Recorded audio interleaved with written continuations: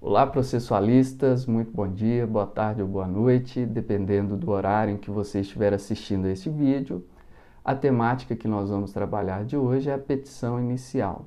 E para tratar desse tema, antes nós precisamos de uma visão geral sobre o procedimento o procedimento comum, que se inicia com a fase postulatória, em que nós teremos, como o próprio nome indica, as postulações tanto do demandante quanto da parte demandada.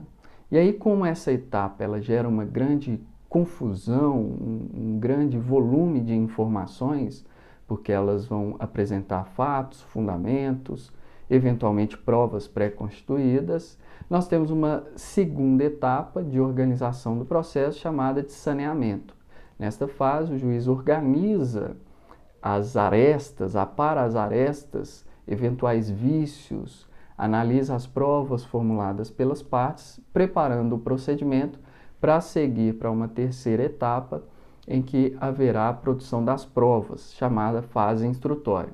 E na etapa final do procedimento comum, da fase de conhecimento do procedimento comum, nós temos a chamada fase decisória, em que são estudados os institutos, tanto da sentença quanto da coisa julgada, e é a temática mais para o fim da matéria de processo de conhecimento. Então, pessoal, ao falar da petição inicial, é muito importante iniciar fazendo uma correlação entre o direito fundamental de ação, que tem por fundamento o artigo 5º, inciso 35 da Constituição, que trata do princípio da inafastabilidade da jurisdição, com a sua projeção no Código de Processo Civil de 2015, lá no artigo 3º. E esses dispositivos vão falar basicamente que a lei não poderá afastar da apreciação jurisdicional lesão ou ameaça a direito. E a correlação que nós vamos perceber entre esses três institutos, o direito de ação, a demanda e a petição inicial, será de fundamento, ato concreto e formalização, documentação. Isso significa que enquanto o direito garantia fundamental de ação é que te autoriza levar, postular em juízo, pedindo soluções para problemas jurídicos que você próprio não pode solucionar em virtude da vedação da autotutela, a demanda caracteriza o ato concreto de provocação. É esse pedido veiculado concretamente ao judiciário para que ele projete uma solução para aquele problema. Enquanto que a petição inicial, ela vai representar a instrumentalização, a formalização da demanda, que tem também por fundamento essa garantia fundamental do direito de ação, ok? Então, é importante perceber essa correlação de uma abstração absoluta com o direito garantia fundamental de ação, uma concretização em atos, que é a demanda, que se caracterizam pela demanda, e a petição inicial é a formalização dessa demanda, a documentação da demanda.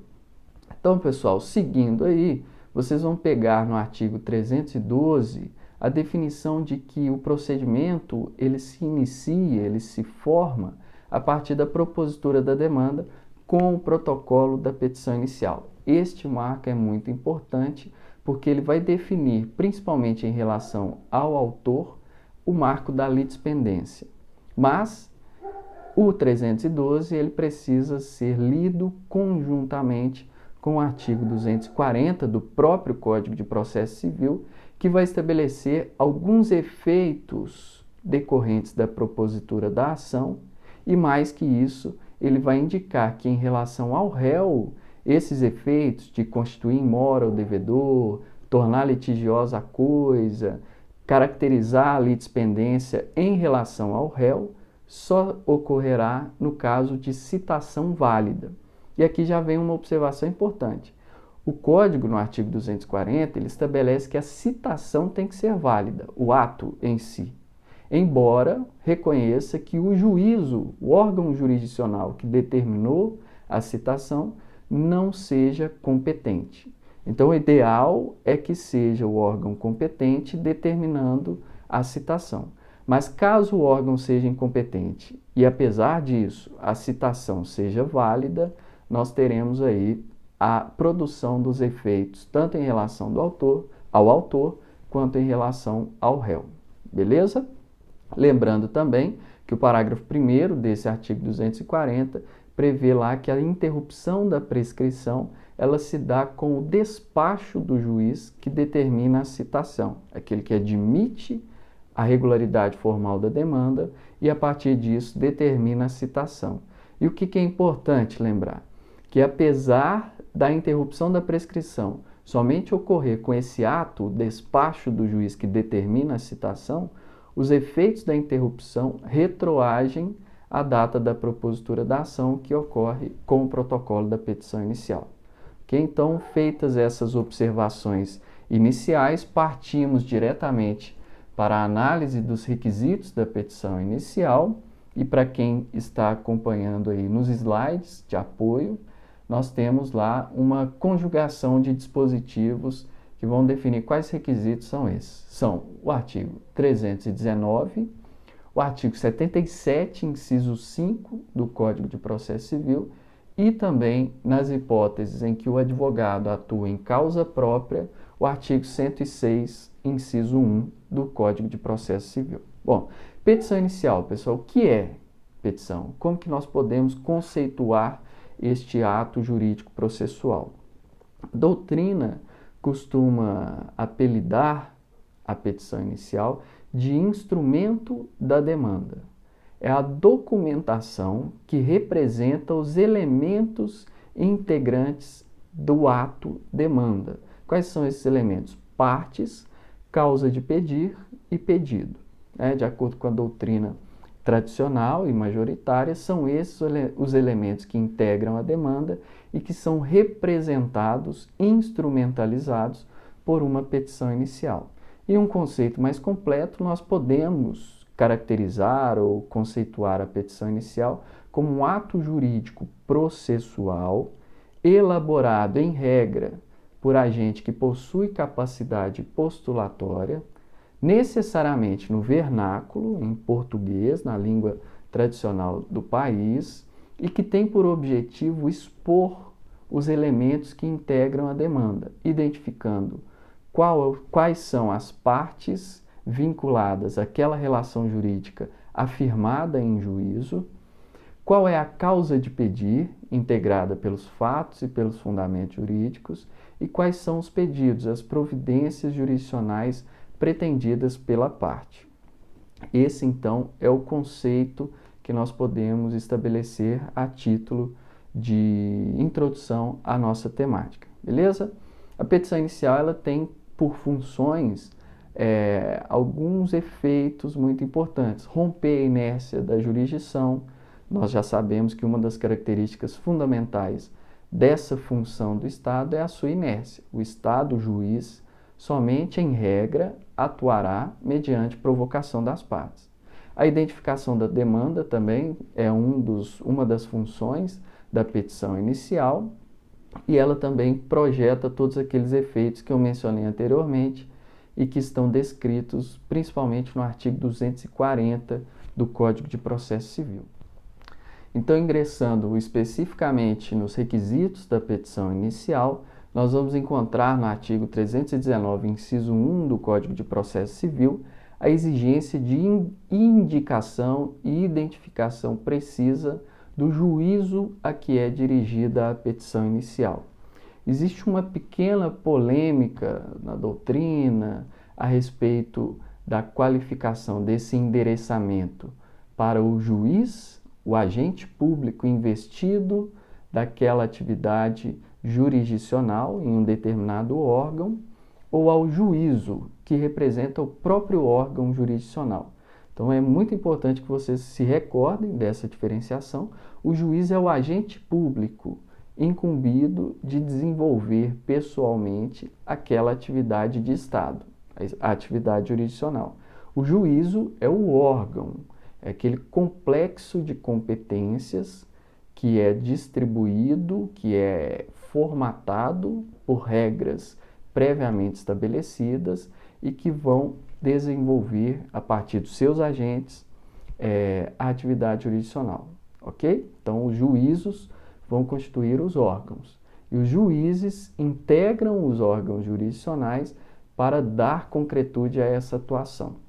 Então, o que é importante nessa pequena polêmica que muitos autores indicam não ter relevância alguma? É que, quando eu direciono uma petição inicial ao Estado juiz para tirar a jurisdição da sua inércia, eu direciono a minha pretensão ao juízo, ao órgão jurisdicional. No entanto, os autores que entendem que tanto faz indicar juízo ou juiz, por exemplo, o juízo da 10ª Vara Cível ou ao juiz da 10ª Vara Cível, não tem nenhuma relevância prática, porque, afinal de contas, o juiz, o agente público, ele é, em termos práticos e concretos, o próprio órgão atuando diante de um determinado conflito. Então, muitos autores vão dizer que tanto faz indicar juiz ou juízo, e outros autores indicam que, tecnicamente, o pedido é direcionado ao órgão, independentemente de quem seja o agente público que desenvolve as atividades. Ok? Então, dito isso, para a definição do endereçamento, vocês precisam conhecer as regras constitucionais, legais e, eventualmente, infralegais de distribuição das competências entre os magistrados. Lembrando que nós temos 5 categorias de competências, né? 5 critérios de distribuição de competências. A competência territorial, a competência em razão do valor da causa, e essas duas primeiras, elas vão se caracterizar como de natureza relativa, ou seja, a sua inobservância gera apenas uma mera irregularidade, que, se não for alegada pelo réu, não acarretará qualquer efeito negativo sobre o processo e faz com que incida o chamado princípio da perpetuatio jurisdictionis, a perpetuação da jurisdição do órgão relativamente incompetente e que, pela falta de alegação, passa a ser completamente competente para aquela causa específica. E nós temos outros 3 critérios que têm natureza absoluta, ou seja, a sua inobservância gera a invalidade do processo, a nulidade do processo, que são critérios em razão da pessoa, em razão da matéria e a competência funcional, ok? Essa matéria vocês estudaram lá em Teoria Geral do Processo, eventualmente, num próximo vídeo eu posso fazer aqui uma revisão para vocês, mas por hora o que é importante é, no primeiro requisito da petição inicial, o endereçamento vai se relacionar aos critérios de distribuição de competência.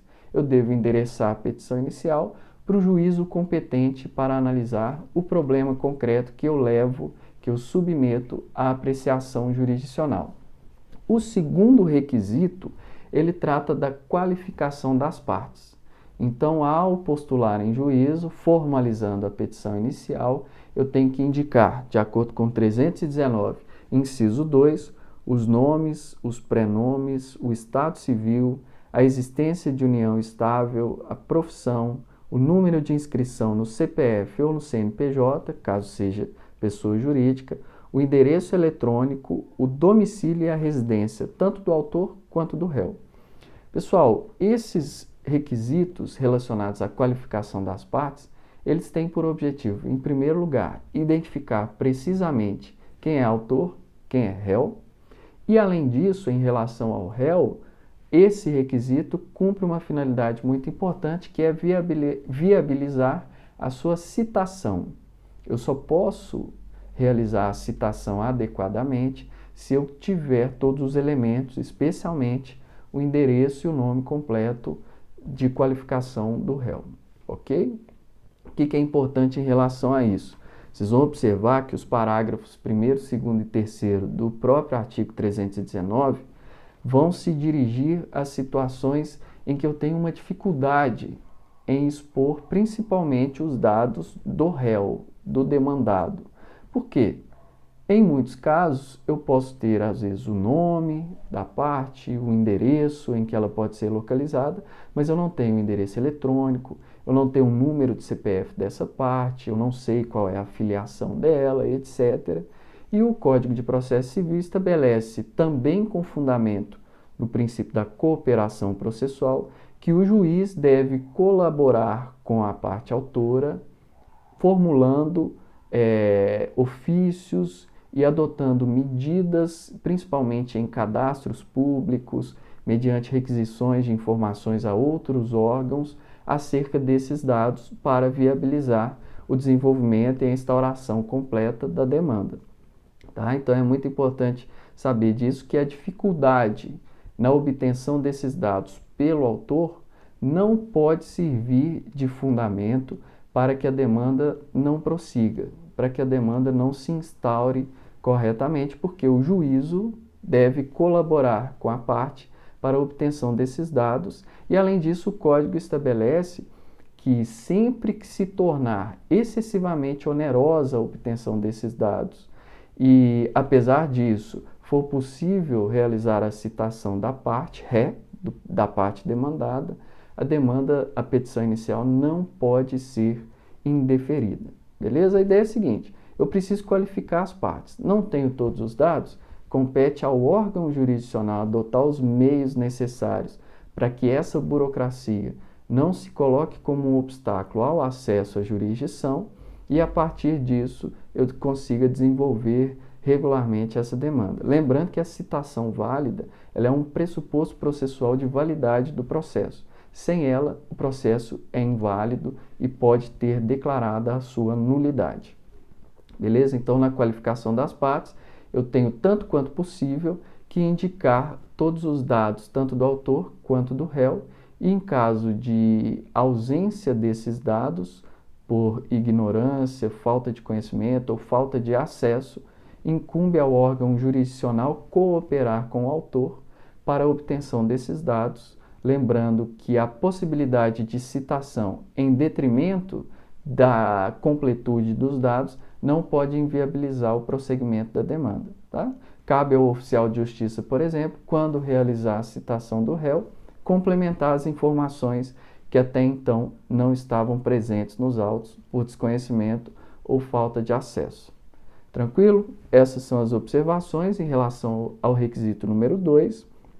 O requisito número 3 vai trabalhar com o fato e os fundamentos jurídicos do pedido.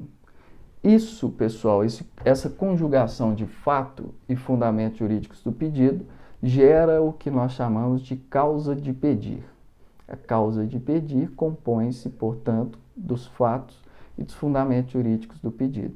A teoria adotada pelo Código de Processo Civil e pelo direito processual civil brasileiro é a teoria da substanciação, que vai entender que a causa de pedir é integrada por esses dois elementos. Nós temos uma outra teoria que entende que a causa de pedir é composta exclusivamente pela fundamentação jurídica, e ela é chamada de teoria da individuação ou individualização.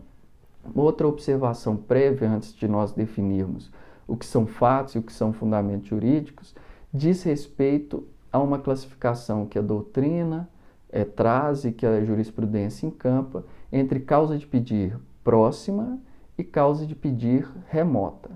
Antes de definirmos, eu vou indicar para vocês qual é o ponto de referência que nós precisamos ter.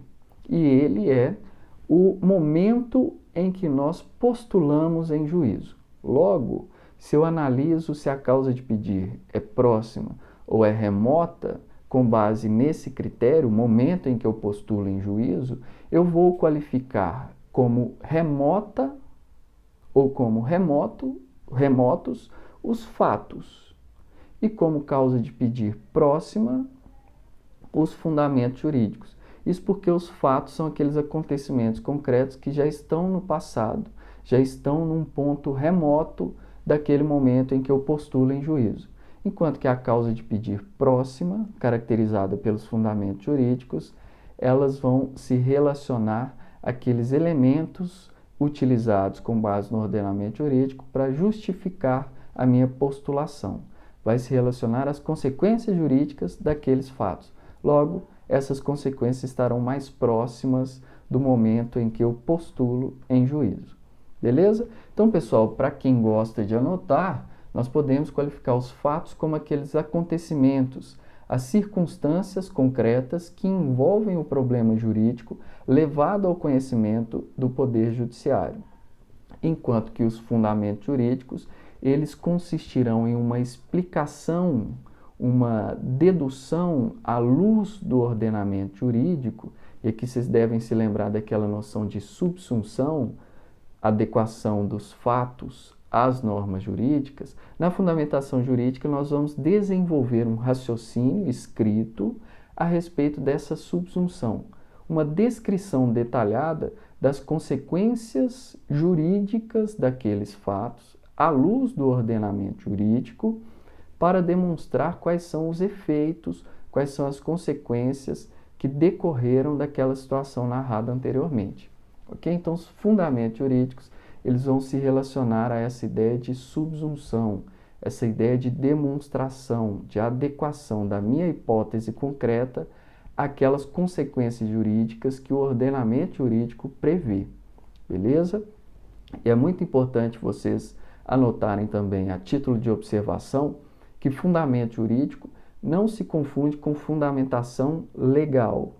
O fundamento legal, ele vai ser representado na sua petição inicial pela mera exposição, mera citação literal de dispositivos legais, enquanto que a fundamentação jurídica, ela consistirá em uma explicação sobre as consequências, as repercussões jurídicas dos fatos à luz das normas incidentes àquela hipótese concreta. Beleza? Então, muito cuidado com essa diferenciação.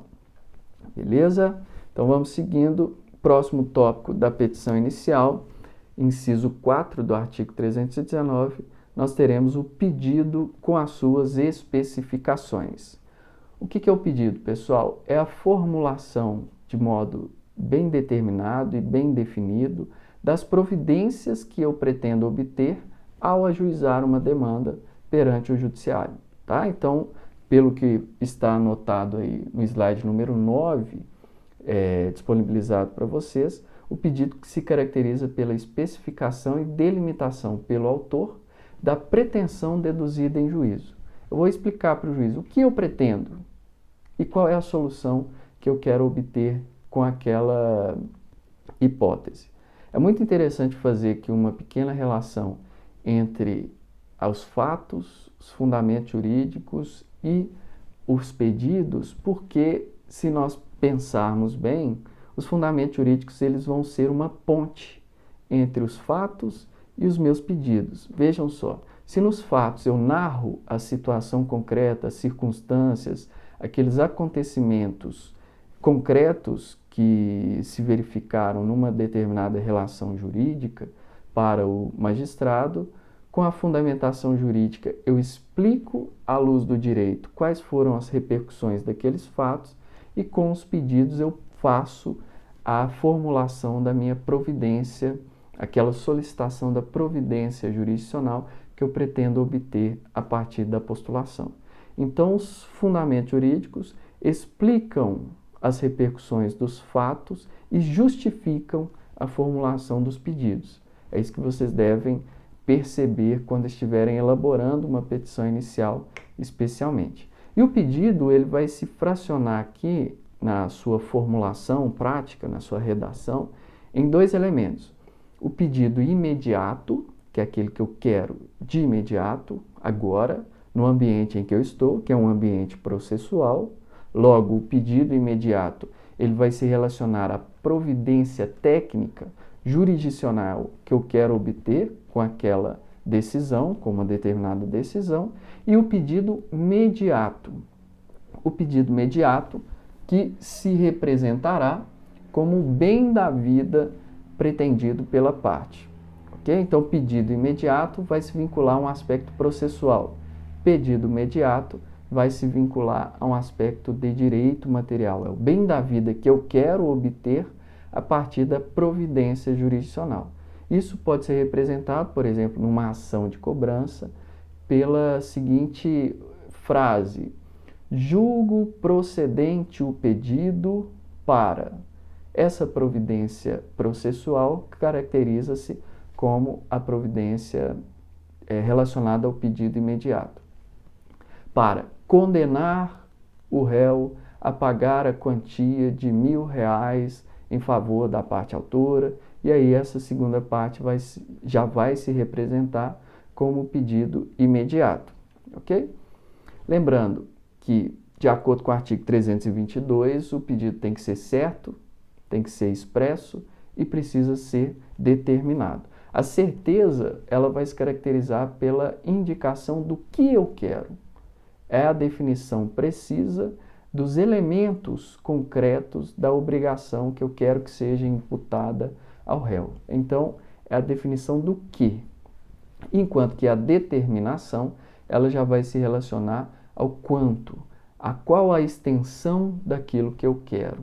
Tá? Então, o pedido ele precisa necessariamente ser certo e determinado, além de ser expresso.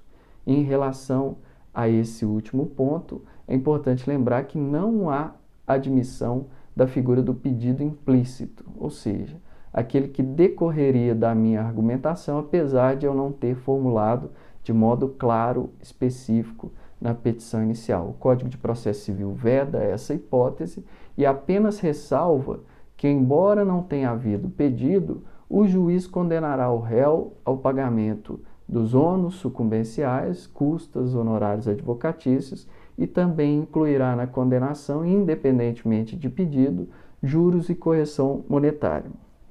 Ok? A interpretação do pedido, de acordo com o artigo 322, parágrafo 2º do Código de Processo Civil, deve observar a boa-fé e deve observar também o conjunto da postulação que tiver sido levada ao Poder Judiciário. Isso é muito importante, porque apesar de não se possibilitar ao magistrado conhecer de ofício de situações não requeridas expressamente pela parte, ele deve considerar o todo da postulação para interpretar o pedido. Às vezes a parte formula um pedido um pouco obscuro e na leitura sistemática da peça ele consegue compreender qual é efetivamente a pretensão perseguida pela parte. É muito importante lembrar que essa interpretação realizada pelo juiz, ela deve sempre se pautar pelo princípio do contraditório, especialmente nas ressalvas previstas lá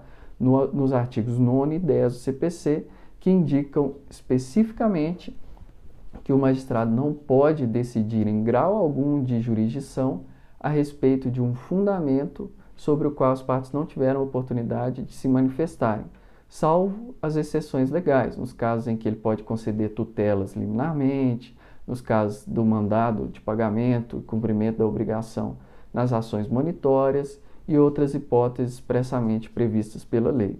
Okay? Então, atenção a esses dois pontos. E em relação à determinação do pedido, nós vamos encontrar lá no artigo 324, parágrafo 1º, a observação de que é possível, em casos muito circunstanciais, que o pedido seja feito de modo genérico. Ou seja, o pedido genérico é aquele que, embora seja certo, não define precisamente a extensão da obrigação.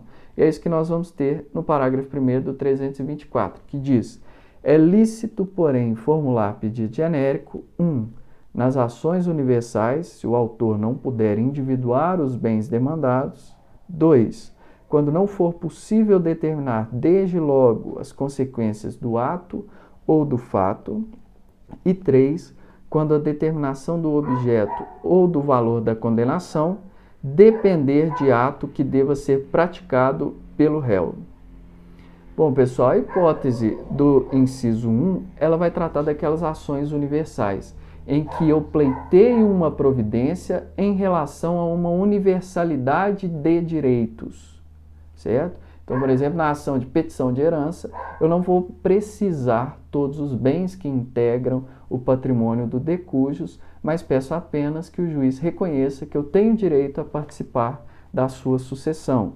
No inciso 2, quando não é possível determinar desde logo as repercussões do fato, naquelas hipóteses em que, por exemplo, a parte se acidenta, ajuiza uma ação pedindo reparação e o custeio do tratamento que ela teve que fazer, mas, apesar dela já querer propor a petição inicial, a demanda, ela ainda não tem efetivamente todos os elementos sobre a duração do seu tratamento de saúde, então ela pede genericamente para condenar o réu a custear, embora não defina o seu valor.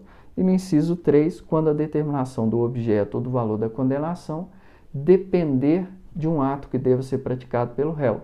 Quando, por exemplo, as informações que eu preciso para definir a extensão do que eu quero estão sob a posse do demandado, ok? E o parágrafo 2º do 324 indica que o disposto neste artigo aplica-se à reconvenção. Reconvenção, que é uma modalidade de reação do réu nas hipóteses que nós vamos ver mais adiante. Tá? É uma modalidade de resposta do réu. Turma, seguindo aí, nós vamos partir agora para o artigo 327 do Código de Processo Civil. E ele indica o seguinte, que as partes podem, o autor, na verdade, pode cumular vários pedidos em uma mesma demanda contra o réu, ainda que esses pedidos não sejam conexos, que eles não tenham uma ligação direta entre si. Mas, apesar disso, o parágrafo 1º traz os requisitos que devem ser observados para que essa cumulação possa ser feita. Primeiro requisito: os pedidos cumulados precisam ser compatíveis entre si. Isso significa que eles não podem se repelir mutuamente. E a observação que vocês devem colocar, para quem estiver acompanhando aí nos slides, viram que eu coloquei uma classificação dessas cumulações entre próprias e impróprias. Vocês devem colocar que o inciso 1, ele não se aplica nas hipóteses em que eu estiver diante de uma cumulação imprópria. Ok? Daqui a pouco vocês vão entender melhor isso. O inciso 2 do parágrafo 1º do 327. O juízo tem que ser competente para apreciar todos os pedidos cumulados. Se eu formulo vários pedidos contra o mesmo réu e o juízo, o órgão jurisdicional que vai apreciá-los, não tem competência para analisar um deles, eu não posso cumular. E o terceiro diz que os procedimentos para todos os pedidos têm que ser adequados, certo? Então, o procedimento que eu adoto, ele tem que ser compatível com todos os pedidos. Se para um deles eu tenho um procedimento específico, em geral, eu não posso utilizar a acumulação de pedidos. Eu vou ter que fazer um pedido e em outra demanda eu formulo outro seguindo o procedimento especial. Mas aí vem uma ressalva e indica o seguinte, no próprio artigo 327. Caso a parte, para fins de formulação de vários pedidos, aproveitando a mesma demanda, pretenda levar adiante essa ideia, basta que ela adote o procedimento comum, que é aquele procedimento padrão, procedimento básico que nós vamos ter, porque como ele é mais amplo, dentro dele eu posso discutir qualquer temática, inclusive aquela que seria objeto de um procedimento especial. Em regra, a parte não pode escolher o procedimento que vai adotar, mas no caso de cumulação, para fins de economia processual, celeridade processual, até por uma instrumentalidade das formas, nós vamos admitir vários pedidos, levando em consideração o procedimento comum, ok? Lembrando que esses 3 requisitos do 327, parágrafo 1º, são cumulativos. Para acumular pedidos, eu preciso necessariamente levar em consideração todos esses 3 requisitos e, além disso, o parágrafo 2º vai nos indicar que quando eu adoto o procedimento comum com o objetivo de viabilizar que vários pedidos, ainda que um deles ou vários, tenham um procedimento especial, sigam em conjunto, eu posso adotar o procedimento comum e utilizar as técnicas especiais lá do procedimento especial referente àquele pedido específico, ok? Então, façam a leitura atenta do artigo 327 e seguindo aqui nas classificações de cumulação de pedidos, nós temos a primeira modalidade, o primeiro grupo, acompanhe aí no slide número 10 dessa aula 3, a chamada cumulação própria. Na acumulação própria, ela é assim chamada, porque a parte pode formular vários pedidos e, em tese, o juiz pode acolher todos eles, cumulativamente. Tá? E dentro dessa acumulação própria, nós vamos ter duas modalidades. Acumulação simples, em que existe uma completa independência entre os pedidos, um pedido não interfere no outro, e o julgamento de um deles não interfere negativamente no outro. E nós temos uma segunda modalidade, que é a acumulação sucessiva. Nós também teremos vários pedidos, mas existe uma relação de interdependência entre eles, de modo que o acolhimento do pedido posterior pressupõe o acolhimento do pedido anterior. Essa é a acumulação sucessiva. Simples, completa independência; sucessiva, interdependência entre os pedidos. Agora, o segundo grupo de acumulação de pedidos diz respeito à acumulação imprópria. E ela é assim chamada porque, apesar da parte formular vários pedidos, o juiz só acolherá um deles ou alguns desses pedidos, certo? E nós temos também duas modalidades. Acumulação subsidiária, e nessa modalidade a parte estabelece uma relação hierárquica e preferencial entre os pedidos, e aqui a gente pode representar a ideia da acumulação sucessiva com a ideia do pode ser. Eu quero algo em primeiro lugar como meu pedido principal, mas se não for possível, pode ser o segundo pedido, e sucessivamente a parte vai estabelecendo essa ordem hierárquica e preferencial. Agora, existe também a acumulação imprópria alternativa, em que, embora a parte não estabeleça uma hierarquia ou uma ordem preferencial entre os seus pedidos, o juiz acolhe um pedido ou outro. Para a parte, tanto faz. Então, se enquanto na acumulação imprópria subsidiária a parte diz que depende, se não for possível, então que acolha o posterior, na acumulação imprópria alternativa ela diz tanto faz. Eu fico satisfeito com qualquer pedido que for acolhido, beleza? Então, pessoal, essas modalidades de acumulação vocês vão encontrar lá nos artigos 326 e 327, esses elementos da acumulação dos pedidos. Muita atenção para essa classificação. E como que eu defino que um pedido, que uma acumulação é simples, que uma acumulação é alternativa, enfim. Você deve estabelecer essa ordem na sua petição inicial a partir da forma como você escreve o seu pedido. Então, geralmente, no pedido, na acumulação imprópria subsidiária, a parte já diz: juiz, eu quero isto. Subsidiariamente, caso não seja possível o acolhimento do pedido anterior, eu quero então tal providência, beleza? Então, na forma de redação do pedido é que você vai estabelecer para o magistrado qual é a modalidade de acumulação que você está adotando. Próximo tópico da petição inicial, inciso 5 do artigo 319, trata do valor da causa. O valor da causa definido no artigo 291, 292 e 293. 291 só indica o que diz respeito a esse ponto. O valor da causa vai ser a representação econômica, financeira da pretensão que eu formulo em juízo. Isso é importante para fins de definição de honorários advocatícios, por exemplo, caso o processo seja extinto sem resolução do mérito, aplicação de multas processuais e também para fins de cálculos das taxas e das custas judiciárias, ok? Então, a definição do valor da causa, ela deve estar presente em todas as petições iniciais.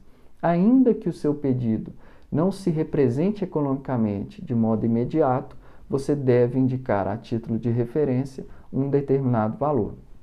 O artigo 292 é o que nos indica os parâmetros para a definição do valor da causa. Quais são os pontos importantes aqui em relação a esse dispositivo? Me acompanhe aí na leitura do código. Valor da causa 292 constará da petição inicial ou da reconvenção e será, na ação de cobrança, a soma corrigida do valor pretendido pela parte. Eu quero obter R$1.000. Então, eu faço a soma do valor que eu quero, calculando correção monetária e juros, e indico esse valor como correspondente à minha demanda. Então, o inciso 2, ele vai dizer o seguinte: na ação que tiver por objeto atos jurídicos em sentido amplo, tanto atos em sentido estrito quanto negócios jurídicos, eu vou representar o valor da minha causa a partir do valor do próprio ato que eu quero discutir. Se eu discuto só uma parcela desse ato jurídico, desse negócio jurídico, o valor da minha causa será correspondente à parte do ato em que eu estou desenvolvendo essa discussão. O inciso 3, sobre a ação de alimentos, pensões alimentícias, vai indicar que o valor da causa será o correspondente a 12 prestações mensais ou uma prestação anual. Quero receber um salário mínimo a título de alimentos, valor da causa 12 vezes este montante. Inciso 5 fala que na ação indenizatória o valor da causa será o valor pretendido pela parte, e aqui lembrando que tanto na indenização por danos materiais propriamente, quanto danos extrapatrimoniais, danos morais, o valor da causa precisa ser indicado, sendo muito comum que na prática a parte indique a título de indenização por dano moral um valor de referência, mas de acordo com a jurisprudência cabe ao magistrado arbitrar esse montante, tá? Mas se eu peço 500 mil de dano moral, o valor da minha causa deve contemplar essa pretensão. Inciso 6. Na ação em que há acumulação de pedidos, a quantia correspondente à soma dos valores de todos eles. O código disse menos do que gostaria. E vocês devem anotar que na acumulação própria de pedidos, então acumulação simples e acumulação sucessiva, o valor da causa será o valor da soma de todos os pedidos. E o inciso 7, na ação em que os pedidos são alternativos, cumulação alternativa, eu vou indicar o de maior valor como referência para o valor da causa. E o inciso 8, na ação em que houver pedido subsidiário, aquela ordem hierárquica, é o pedido principal que serve de referência, ainda que o pedido principal tenha um valor inferior àquele pedido subsidiário. Beleza? Os parágrafos 1º, 2º e 3º vão trazer aqui algumas observações. É o seguinte: sempre que eu postular em juízo o pagamento de prestações vencidas e vincendas, eu devo fazer a soma dessas prestações. Mas o próprio código indica, olha, pode ser que essas prestações sejam por tempo indeterminado.